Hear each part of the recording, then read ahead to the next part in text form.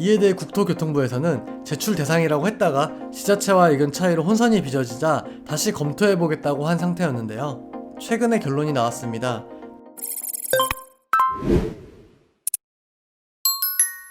안녕하세요. 쓰디쓴 세금 문제를 달콤하게 풀어드립니다. 달고나 세금 임원재회계사입니다. 예전 영상에서 자금 조달 계획서를 제출하지 않아도 되는 부동산 취득에 대해서 이야기했었는데요.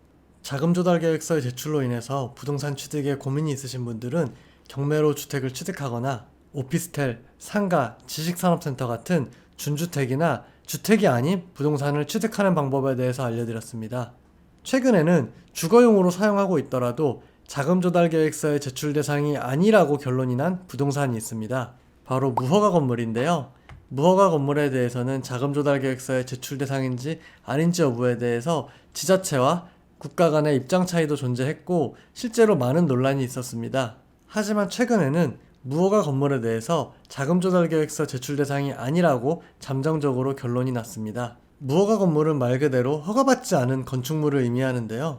재개발을 진행하는 지역에서는 무허가 건물이라고 하더라도 일정 요건을 갖추게 되면 해당 무허가 건물의 소유자는 재개발 조합의 조합원이 될 수 있고 입주권도 받을 수가 있습니다. 언뜻 보기에는 가치가 없어 보이는 무허가 건물이지만 향후에 아파트 입주권이 주어지기 때문에 아파트를 보유한 것 같은 효과가 발생합니다. 그러다 보니 현장에서는 일명 뚜껑이라고 불리면서 수억 원의 프리미엄이 붙어서 거래되는 경우가 상당히 많습니다. 이런 무허가 건물을 취득할 때 기존의 일선 지자체에서는 자금 조달 계획서의 제출 대상이 아니라고 안내를 했습니다. 이에 대해 국토교통부에서는 제출 대상이라고 했다가 지자체와 의견 차이로 혼선이 빚어지자 다시 검토해보겠다고 한 상태였는데요. 최근에 결론이 나왔습니다. 당초에 국토부의 입장은 투기과열 방지를 위해서 무허가 건물이라고 하더라도 자금 조달 계획서를 제출해야 한다고 했지만 몇 가지 현실적인 이유로 자금 조달 계획서를 제출하지 않아도 되는 것으로 잠정 결론을 내렸습니다. 여러 가지 이유가 있겠지만 첫 번째로는 용도가 불분명한 점 때문에 자금 조달 계획서 제출 대상이 아니라고 결론을 내렸는데요. 무허가 건물은 주택으로 사용하는 경우가 많지만 그렇지 않은 경우도 있습니다. 제도권 내에 있는 건축물이 아니다 보니 용도 제한이 딱히 없기 때문인데요. 이와 유사한 건축물이 있죠. 바로 오피스텔입니다. 오피스텔의 경우 주거로 사용하면 주택으로 인정되지만 주거에 사용하지 않고 상가나 오피스로 사용하게 되면 비주거용 건물로 인정이 되기 때문에 취득을 하더라도 자금 조달 계획서를 요구하지 않습니다. 이러한 상황을 고려했을 때 무허가 건물에 대해서 자금 조달 계획서를 제출하지 않는 것으로 결론을 내리는 것이 형평에 맞다고 판단한 것 같습니다. 두 번째 이유는 현실적인 행정력의 부족으로 인한 부분입니다. 무허가 건물에 대해서 자금 조달 계획서의 의무를 부과하게 되면 해당 건축물을 매매할 때마다 실태 조사를 해야 하는데 현실적으로 쉽지 않습니다. 이런 사항들을 고려해서 최종적으로 자금 조달 계획서의 제출 대상이 아니라고 결론을 내렸던 것 같습니다. 반대하는 의견도 적지 않은데요.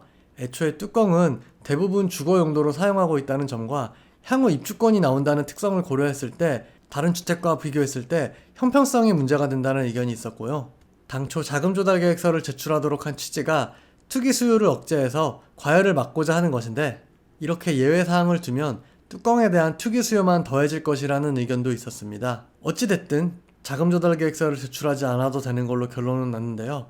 특이한 점은 이 내용을 국토부가 공식 발표한 내용은 확인이 되지 않고 일부 인터넷 언론에서만 확인이 되고 있습니다. 논란이 될 만한 발표 내용들을 공식적으로 하기에는 부담이 되는 상황에서 정부 부처가 직접 발표하지 않는 경우도 있는데요. 그래서 일부 언론을 통해서만 관련 사실을 내보낸 것 같습니다. 그래도 혹시 모르니 자금 조달 계획서 때문에 무허가 건물을 취득하실 분들은 확실하게 검토하고 투자하셔서 안전하게 취득하시기를 바랍니다. 오늘 내용은 여기까지고요. 오늘 영상 유익하다고 느끼셨으면 영상에 좋아요와 구독 그리고 알림 설정까지도 부탁드립니다. 이상 여러분들의 꿀잠과 숙면을 책임지는 달고나 세금 임원재회계사였습니다. 끝까지 시청해주셔서 감사합니다.